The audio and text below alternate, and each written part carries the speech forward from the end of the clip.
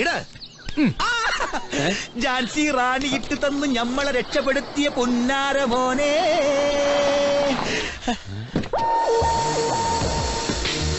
പക്ഷേങ്കിൽ ആ റാണി തന്നെ നേരിട്ട് വന്നെന്റെ ശൈത്താനേ.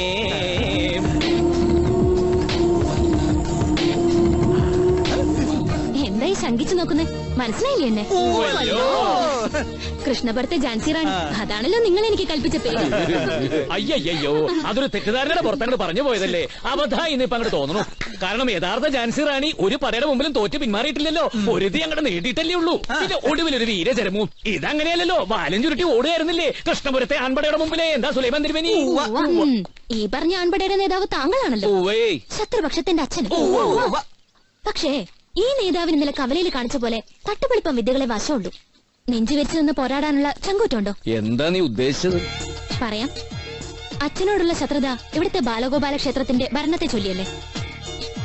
അച്ഛന്റെ കൈവശമുള്ള ക്ഷേത്രത്തിന്റെ താക്കോൽ എന്നേക്കുമായി കൈക്കലാക്കണം. അതല്ലേ പരമമായ ലക്ഷ്യം. അപ്പൊ വന്നുടനെ ചേച്ചി കാര്യങ്ങളൊക്കെ അറിഞ്ഞൂല്ലേ? അറിഞ്ഞു. താക്കോലിന്റെ സ്ഥാനം അച്ഛൻ കിടക്കുന്ന ആവണിക്കെട്ടിന്റെ തലയ്ക്ക് തന്നെയാണ്. അതെടുക്കാനുള്ള ചങ്കുറപ്പുണ്ടോ? നാവിൻ തുമ്പത്തെ വികട സരസ്വതിക്കൊപ്പം മഹാഭാരതത്തിലെ പാർത്ഥന്റെ ബുദ്ധിയും ശൗര്യവും ഈ പാർത്ഥനുണ്ടോന്ന് കാണട്ടെ. നിന്റെ അച്ഛനാ ഫൽഗുനൻ തമ്പിയുടെ ആവണിക്കട്ടിലിന്റെ അടിയിലിരിക്കുന്ന താക്കോലെടുത്ത് നിന്റെ കയ്യിൽ തന്ന നീ എനിക്ക് എന്ത് തരും? നിങ്ങളൊരാണാണെന്ന് സമ്മതിക്കും. അതുപോലെ എന്ത് തരും? എന്തും. സുലൈമാനെ എന്തും തരും.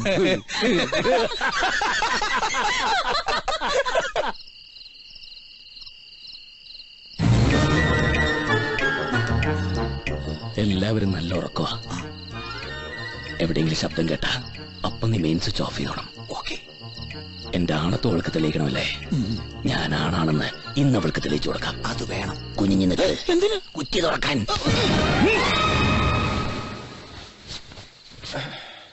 കൃഷ്ണ ഗുരുവായൂരപ്പാ. മോള് വന്ന ദിവസം ഞാൻ ഇന്ന് അവിടെയാ. ഇന്ന് ഒറ്റയ്ക്ക് കിടന്നാ മതി. നീ ഇവിടെ കിടന്നോണ്ടെന്തോന്ന് പറയാ? ഞാനിതങ്ങ് പൂട്ടുക. ഞാൻ എന്നേ പൂട്ടി. ചിമ്മിക്ക് ഇതാണോ പ്രശ്നം? ചിമ്മി മോങ്ങാട് അടങ്ങി കിടക്കേ. സൈലൻസ്. നിന്റെ ഗതി എന്നടാ എനിക്ക്. നീ ഒറ്റയ്ക്ക്, ഞാനും ഒറ്റയ്ക്ക്. നമ്മുടെ ഗതികേട് ആരറിയാൻ, ആര് കാണാൻ?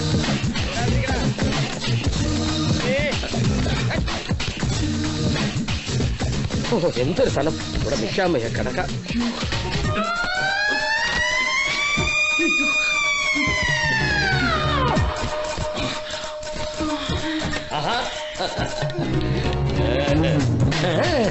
നീ ഇവിടെ തന്നെ വരുമെന്ന് എനിക്കറിയാം.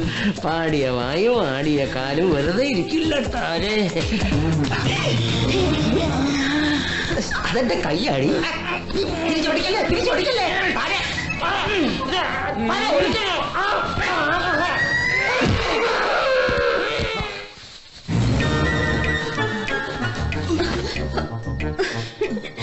ഇതിനൊക്കെ ആരെങ്കിലും ഇങ്ങനെ കാല് പിടിക്കോ? മോളെ കെട്ടിക്കാറായി. എന്നിട്ടാ എഴുന്നേക്ക്. എന്തെങ്കിലും ആട്ടെ. വാ. ഇതെന്നാ തടി കൂടിയോ? ഇല്ലല്ലോ. കൂടിയോ? ഇല്ല ഇല്ല.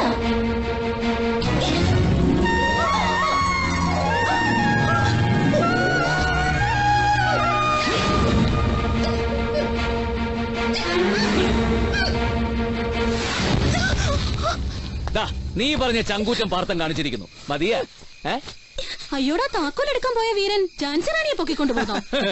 നീ എന്താ പറഞ്ഞത്? അച്ഛൻ കിടക്കുന്ന ആവണിക്കട്ടിലിന്റെ അടിയിലാണ് താക്കോലെന്ന്. ആവണിക്കട്ടിലിന്റെ അടിയിൽ അല്ലടി താക്കോല്. അതിനേക്കാൾ നല്ല സേഫ് ലോക്കറിന്റെ അടിയിൽ. അതെവിടാ? കുന്തം പോയാ കുടത്തിലും തപ്പണമെന്നല്ലേ സുലൈമാനെ? കൊടുത്തിലാണോ പോയത്? ഉപ്പ കാണിച്ചു തരാം.